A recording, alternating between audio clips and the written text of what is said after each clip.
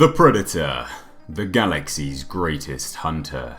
The ultimate predator that, according to the brand new film, conquered space. What if the Predator were real?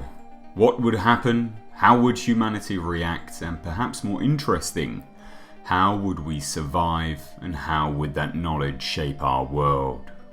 Today in the What If series, I want to answer that question. What if the Yautja were real?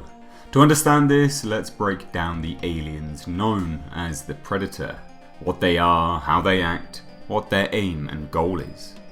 Introduced back in 1987, Predator showed us a crack team of special ops on a mission to the fictional jungle of Valverde, where they would learn they weren't the hunters. In fact, they were being hunted. For sport, picked off one by one by an unseen force. A camouflaged killer in the trees, with fluorescent green blood, but, as Dutch Schaefer states, if it bleeds, we can kill it. The creature was not immortal, though technologically advanced, it could be hurt and as such, could be killed. The creature had advanced weaponry, a shoulder-mounted plasma cannon that was controlled and tracked through a biomask, which enabled the alien to not only breathe in our atmosphere, but also gave the hunter a unique perspective, viewing the world in infrared and thus being able to track our heat signatures. The biomask could also work as a computer, recording things and replaying them, projecting them out to lure its prey into traps. Vocal mimicry was a tool the Yautja used to pick off Dutch's team one by one. The alien also carried a medical kit, which again gave the Predator an advantage over us. Wounds were healed relatively quickly through its advanced medical knowledge. And paired with that, he carried a self-destruct device, so even if he was destroyed, he would take out the champion that bested him.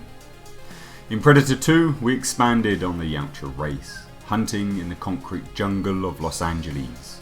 We learn that the alien race has multiple vision modes through its biomask.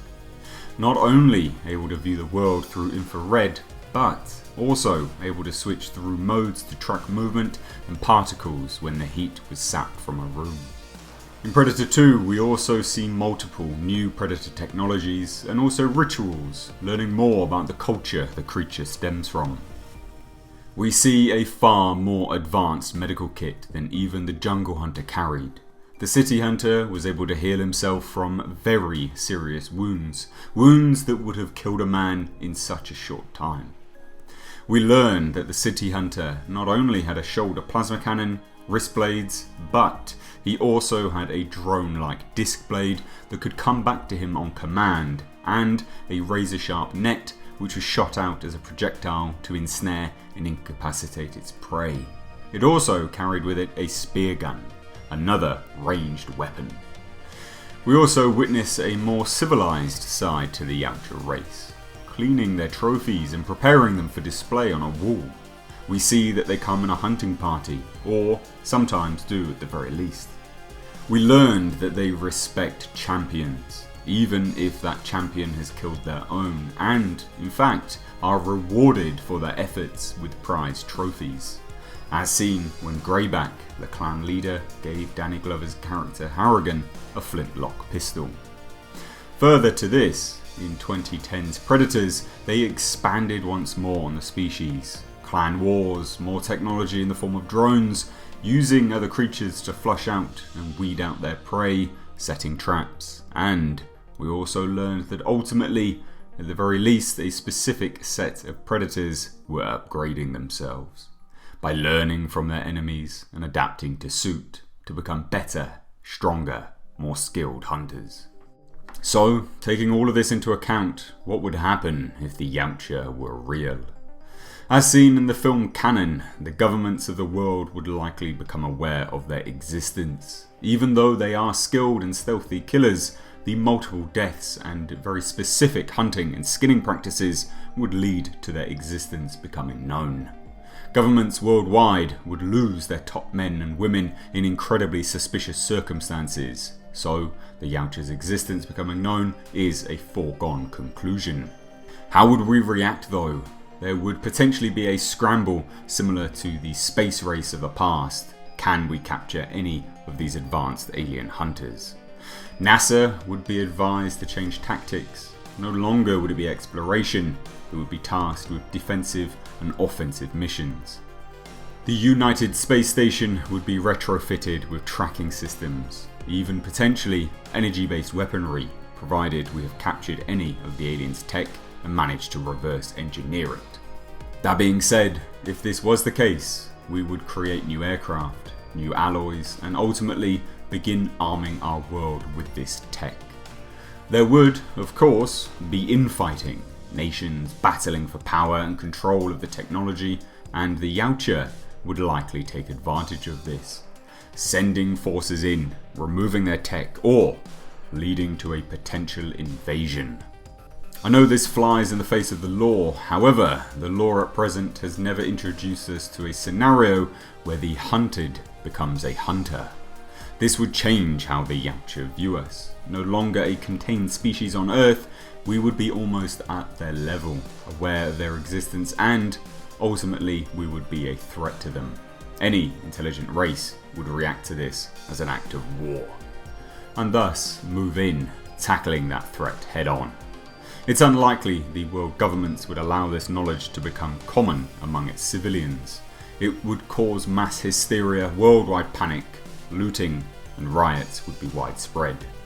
And so they would do their best to contain it. There would of course be conspiracy theories, much like there are today in our own reality, Area 51 and such. But they would do their best to contain it, until of course the Yautja moved in. For those that have seen the brand new film, you will be aware that this is sort of part of the plot of the movie. And so when exploring this as a what if scenario, we know this to be a potential and not that much of a stretch. The Yautja race would likely have infighting though, due to this split in their ways of life, which could potentially lead to our salvation, Yautja saving humanity from their own kind. But this is a small hope for our survival, and the likelihood is we would be killed, wiped out, extinct. The hunters would not be able to hunt us any longer, we would not be any sport, and thus we would have served our purpose. But what do you guys think would happen if the Yautja were real? Do you think it would play out similar to the scenario I've suggested, or do you believe it would be completely different? One other possible scenario is that the Yautja would move in, and similar to the AVP story, they would be treated like gods. We would bow before their advanced weapons, the world governments would be destroyed, wiped out and killed, and thus the civilians would have no other option but to bow before their new masters. A long-running theory of the predator species is that they don't in fact create their own technology, that they have harvested it from enemies that they have had or potentially overrun and invaded in their past. There is the potential that the predators would commission us, enslave us, to create their technology for them on their behalf. Unlike the AVP world, which was established that the predators came down and taught us things, it would likely be the reverse. We would have to impart our knowledge onto their own technologies to better their hunting skills moving forwards to other alien races. But that is just another potential scenario that could occur. Let me know your own personal scenario down below in the comment section. Have you seen the new film? If so, please do let me know your thoughts down below. I myself have, I've reviewed it on my channel, so you can go and find my review by checking out my movie review playlist. If you're new here, then please do hit that subscribe button to stay notified of weekly what if videos, and if you have what if scenarios you'd like me to explore, then please do leave a suggestion down below. For those people that have subscribed recently for the Mr. Hate reviews, they are coming back. I had to take a brief hiatus from making them due to all of this The Predator business. The news was just incredibly overwhelming, and the Mr. Hate reviews are very, very time consuming. So they have taken a very, very tiny break, but they will be coming back. So those of you that were subscribing for those in particular, that series will be continuing. I just thought I would tack on this PSA at the end of this video. Anyway, I've rambled for far too long. As always, I have been Mr. H, and I will catch you in the next video.